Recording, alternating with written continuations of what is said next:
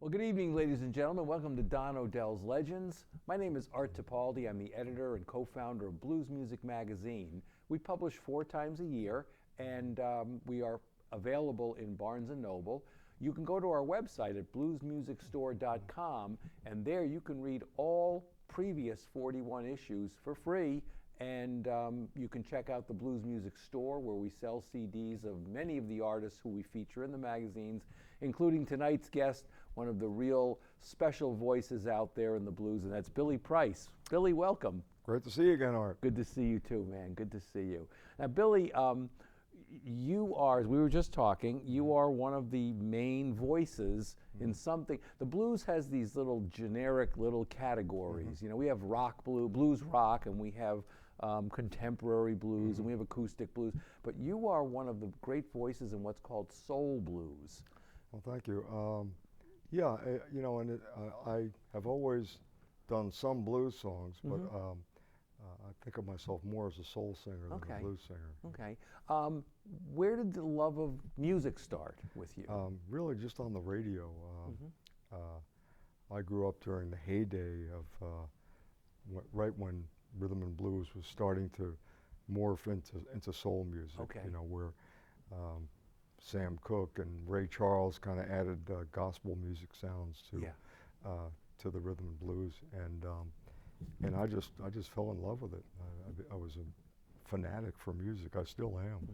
You know, it's the most important thing in my life. And I was a big record collector when I was a kid. I had a lot of 45s and spent all my money, all my disposable income on albums, and you know, just was always friendly with other people who were fanatics for music like I was, and it was always soul music and blues and R&B that caught my attention, and gospel music. Yeah. What was playing in the house? Now, you grew up like I did in the 50s in New Jersey. My dad was playing the Coasters, Yakety Yak, and Boots Randolph. What was going on in your house? That's an interesting question. I don't remember my parents favoring any sort of music, really. I mean, there was a piano in the basement that my mother could play, and my father played violin in a little combo in the Catskill Mountains at one point. But as far as what kind of music they liked, what was playing in the house, though? Radio? You said you had an older brother? Radio, yeah. And there was a woman who worked in our house, you know, who cleaned one day a week, and she used to listen to gospel music on the radio, and I really tuned into it. I mean, I can't imagine what was being played on the radio back then, but it was really the heyday of the gospel quartet. So there's probably some imprinting inside me with that kind of music. Sure. You know, like the ducklings and the mother duck. Yeah. Follow me. Yeah.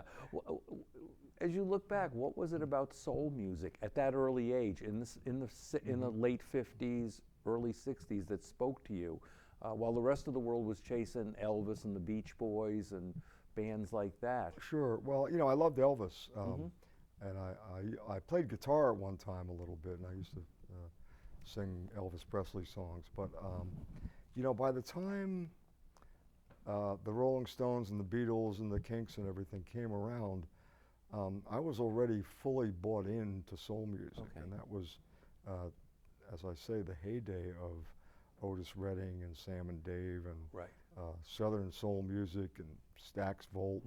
And you know, I kind of dug the Beatles and the Rolling Stones, especially the Rolling Stones. It's like, yeah, that's okay, but you know, I want to listen to my Otis Redding albums. Yeah. I know that both Otis Redding and James Brown were very important live performers for you growing up. Can you talk a little bit about the experience of seeing them? Again, tell our viewers the proximity you were to such great bands. So I grew up in northern New Jersey. It was about a 20-minute bus ride to New York City. And not so much kids my age, but I had an older brother, 3 years older than me. And a lot of his friends were like followers of doo-wop and the great vocal groups like, you know, the Moonglows and the Flamingos and so forth. And there was a disc jockey in New York named Mary the K, and he used to have 4 holiday shows every year at the Brooklyn Fox Theater. And I used to tag along with my brother's friends to go in and see these shows. And they would have one house band backing all the acts up, and everybody did 2 or 3 songs. Right. Oh, So yeah. it would be Smokey and the Miracles, the Temptations, Jackie Wilson, Sam Cooke, Wow. Patti LaBelle and the Bluebells Oh, used to yeah. just absolutely tear it up. Yeah. You know, they would do a standard song like "I Believe" or "Over the Rainbow," and her voice in that theater was just majestic. It was, you know, and you would just get chills up and down your spine. Yeah. Now, you know, as I say, I dug the British acts, but they didn't send chills down my spine. You know? Yeah. And I was looking for the chill. I was looking for something that would make the hairs on my arms stand up. Right. You know? Yeah. And the experience of seeing a James Brown and an Otis Redding live. Man, I saw James Brown. I saw him a few times, but the time that stands out, right in between, like Papa's Got a Brand New Bag and Cold Sweat, around there, 1967. He was just starting to break nationally. You know, he was already a big star in the African American community. Yeah.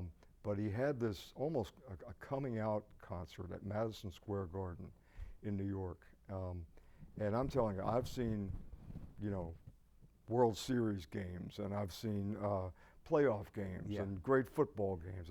I have never seen a spectacle like the James Brown show in 1967 in my entire life. I have never seen anything like it. Wow. The professionalism, the precision of the band, and you know, the choreography and everything, all of it together was just stunning. Stunning. Wow. Yeah. At this point in '67, were you singing as a vocalist yet? Yeah, I had little garage bands. I had a band in high school called Billy and the Uptights. Okay.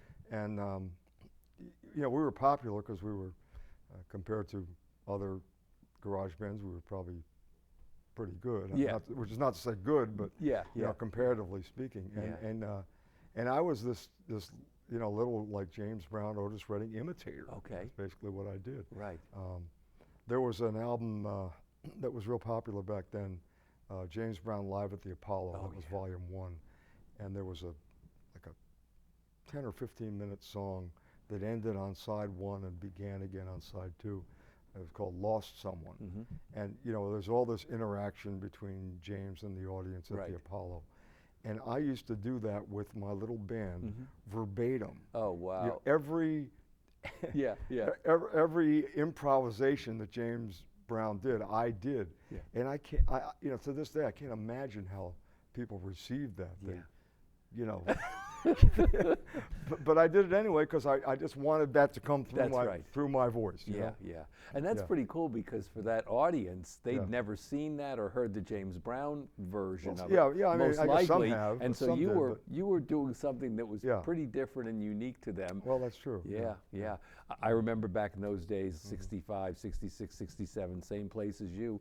The garage band culture of, you know, 4 or 5 kids would get together as sophomores in high school, and by seniors, they played, you know, the church basements, and somebody had a party in their backyard, the swim club dance. You know, it was also, it was a negotiation between me and the other kids in the band, because, you know, they were into other stuff, you know, and I was the one who was interjecting stuff like, oh, let me do "Lost Someone" by James Brown. Right, you know, so I actually found one of the kids that was in that band posted on Facebook a list of our repertoire from that band, and you know, it was pretty damn good. It really was. That's pretty cool. Yeah, it really was. There was some weird stuff on there that you know, I wouldn't choose myself, but it was, you know, it was cool. Yeah. Can you talk a little bit about the learning curve as a vocalist to get to that point, in terms of, were you listening to records and singing along? Were you going out when you came back from shows? Were you trying to imprint? Yeah, I mean, I listened to records obsessively.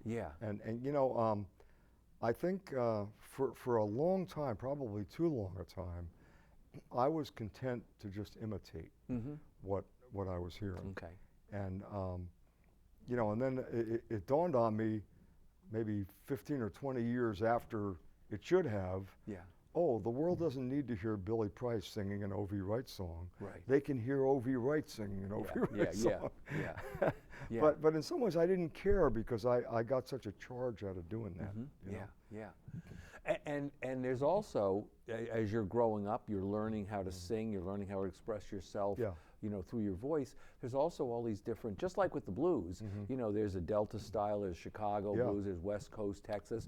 There's all these different styles of soul music, whether it's Detroit or Memphis or you know, Muscle Shoals. Yeah, you know, we would do, I had another band in college. I went to Penn State and had a band that played all the fraternity parties, and I found some other guys, you know, like me who liked the same kind of thing that I did. And we would do, you know, the Motown stuff, I'm Losing You by the Temptations and all that.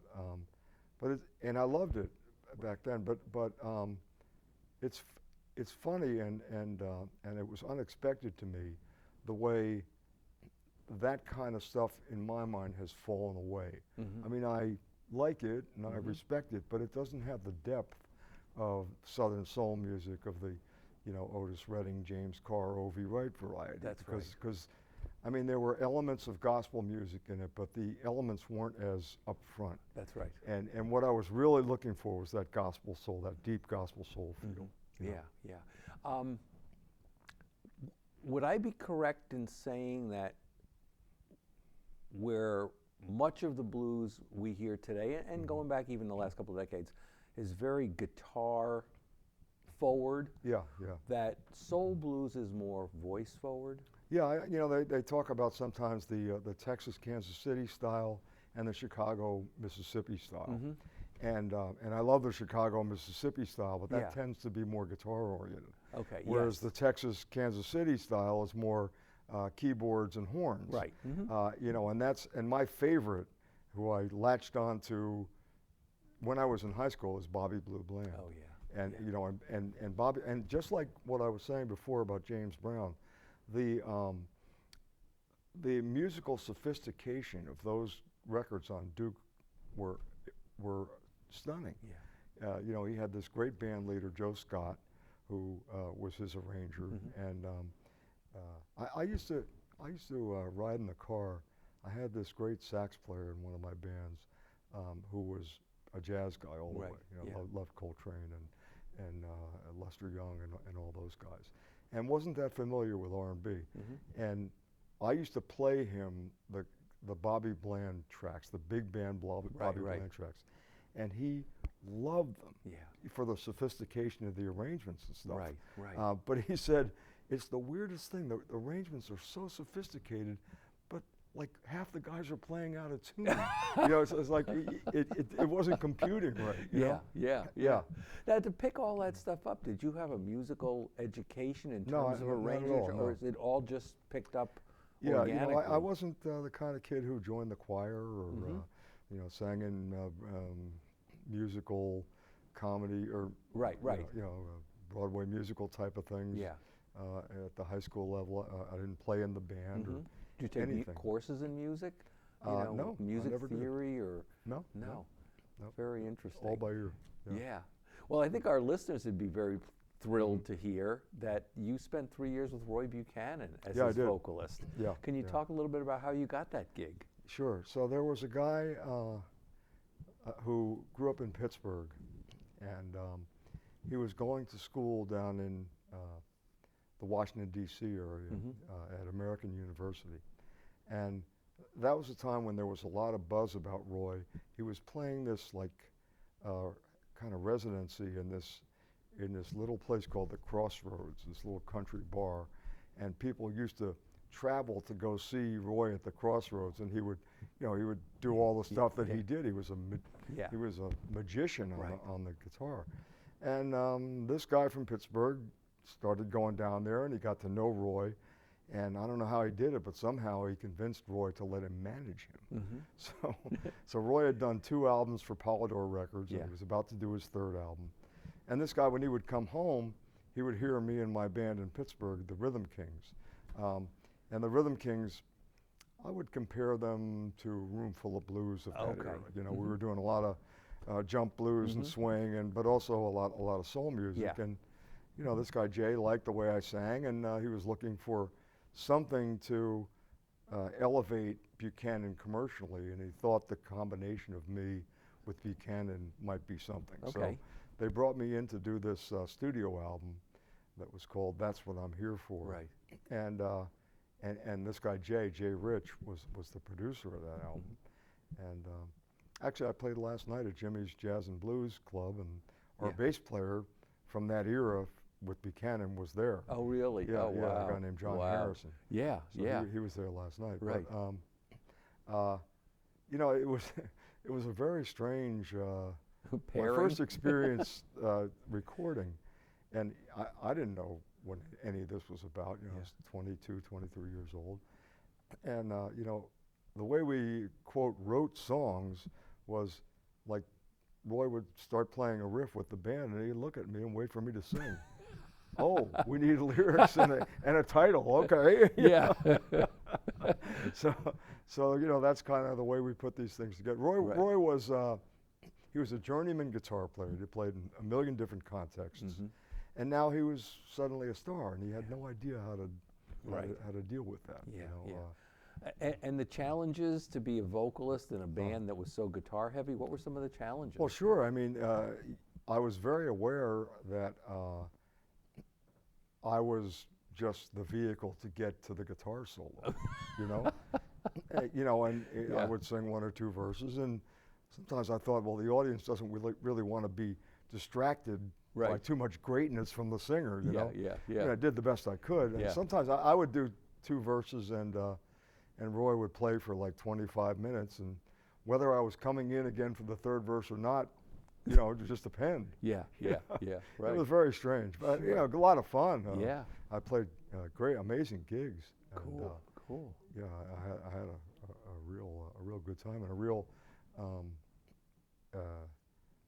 baptism into like the big time music business, because he was on Polydor Records. You know?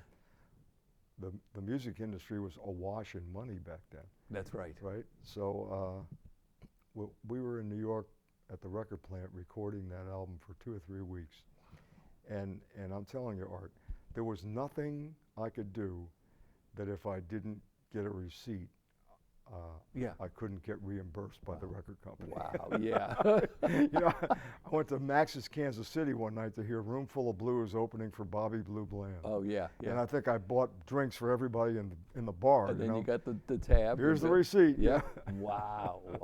Well, besides that, what would you say your most important takeaway from that Roy Buchanan experience might be? Well, besides getting the tab paid for? Yeah, to sort of go on with the story. Yeah.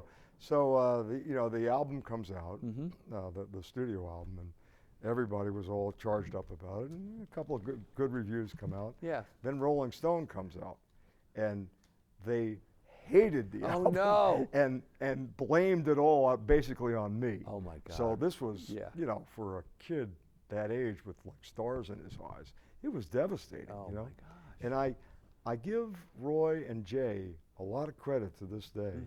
Because you know, I had a band that I was in at the time, the Rhythm Kings in Pittsburgh, and my plan was to try to, you know, leverage my time with Buchanan to get a deal for the Rhythm Kings, because, you know, unlike the way Roy did things, which was a sort of a half-assed, to my mind, way of doing things, I came from the James Brown, Bobby Bland school, where I wanted everything to be tight and precision, and the Rhythm Kings kind of had that. So, you know, we weren't able to connect anybody with the Rhythm Kings, but I left Roy for a while, and he had a couple of other singers. Then they owed Polydor one more album. They were moving to Atlantic Records. And to their credit, they invited me back to do this live album at Town Hall in New York. Oh, yeah. And the live album is called Livestock.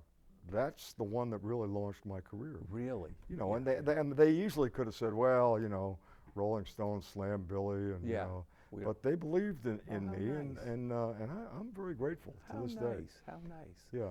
So I know you were with the Rhythm Kings through about the 1990 maybe, 89, 90? No, there was another band that came around called Billy Price and the Keystone Rhythm Band. Oh, that's it, the Keystone Rhythm Band. I started that's right. that band in the late 80s or the late 70s and had That's that right. until 1990. That's what it was, yeah.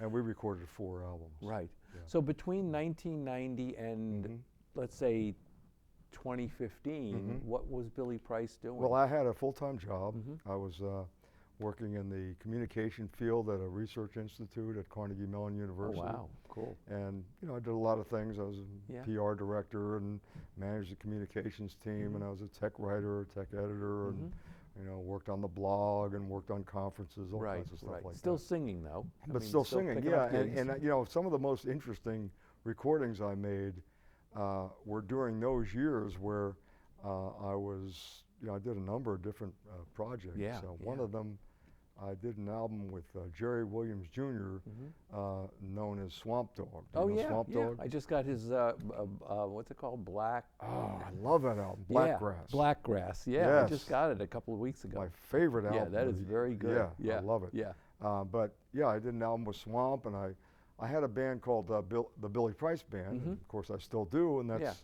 the band that's going to be doing the Here thing tonight. But sure.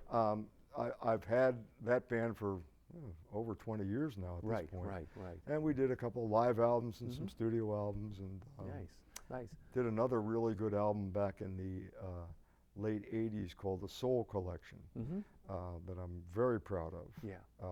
It is as the title suggests, a collection of very much under the radar soul songs that nobody really knew. Right. And it was on that album that I first recorded with Otis Clay, because Otis and I had done some performances together. Yeah.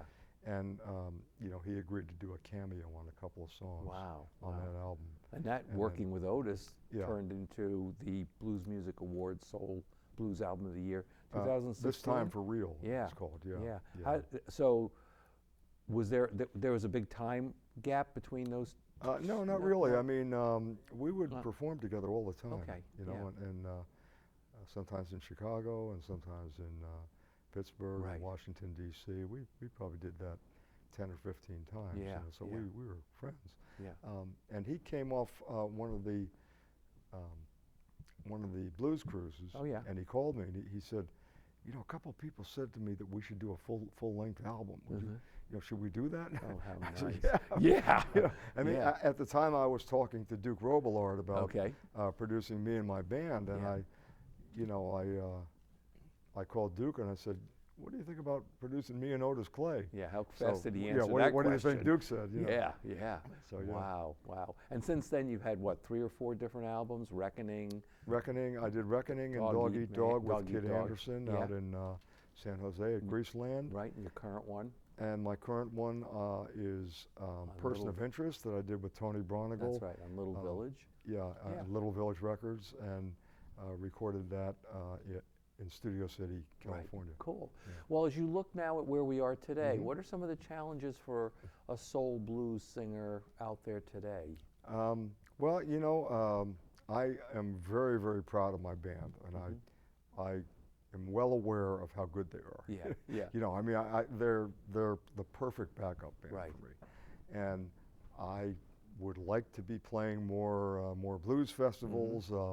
Now, I'm not sure that we're scratching the itch for the blues festival fans or the blues cruisers, because, as you say, it's become a real guitar-oriented world. That's right. I have a great guitar player, but it's not centered around that. That's right. It's more centered around horns and keyboards. And songs. Yeah, that's right. But this is what I do full time. I don't have a job at all anymore at Carnegie Mellon, and I want to travel as long as I'm able to, and so the biggest challenge for me is gigs, but I'm not alone in that. That's right. Oh, no. What about the challenge of writing songs today? That's very exciting to me. Yeah. Person of Interest is the first album I ever did where I wrote everything on it. Yeah, great songs though. I have, thank you. Yeah.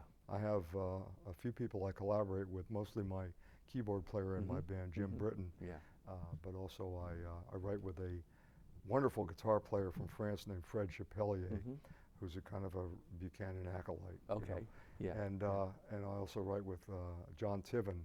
Oh yeah, In Nashville. Sure. You know, John. Yeah. Yeah. Nice. Are you finding it easier to find songs to cover, or have you sort of? I'm receding from that. I'm not. You know, it's You'd not hard to find songs to cover. No. Yeah, I'll tell you one thing I'm covering. I'm not doing it on the video today. Yeah, but, I was doing this project for this group in Cleveland called the Cleveland Treatment Center. Tad Robinson is the musical director there, and the idea is we do tracks. My band and I did some tracks, and then the kids who were with the Cleveland Treatment Center then come on and do background vocals and stuff like that. So one of the songs we did on the last go-round was Be Thankful for What You Got by William DeVaughn. Okay. You know, Diamond in the Back, Sunroof Top, Oh yeah. Dig in the Scene with a Gang. And man, I do that live and it smashes. It's amazing. Yeah, you know? yeah. So the audiences, Yeah. I would assume that once you start to play, the audiences lock right in with you because your songs, your sound has that nostalgia. Sometimes it takes 2 or 3 songs. Yeah, you know, if the audience doesn't know us that well. Yeah. But eventually we get them. Right, we right. do get them. Right. Is there a new form of soul music that you see out there? Oh yes. I mean, my goodness. What makes up the new soul that the younger? There's a couple of labels that are really doing that. There's Coal Mine out of I think they're outside of Cincinnati, and of course Daptone. Oh, Daptone, yeah. You know, is another one in there. But there are some really great neo soul artists that I listen to all the time. And are they, as with the blues, are they using the traditional soul to jumpstart the current? You know, I think so. Yeah. There's a lot of I hear a lot of echoes of stuff like the Delphonics and you know some vocal group stuff, and I'm sure you're familiar with the California Honey Drops. I mean, that's another wonderful group. That's true. Yeah, love that. Yeah, and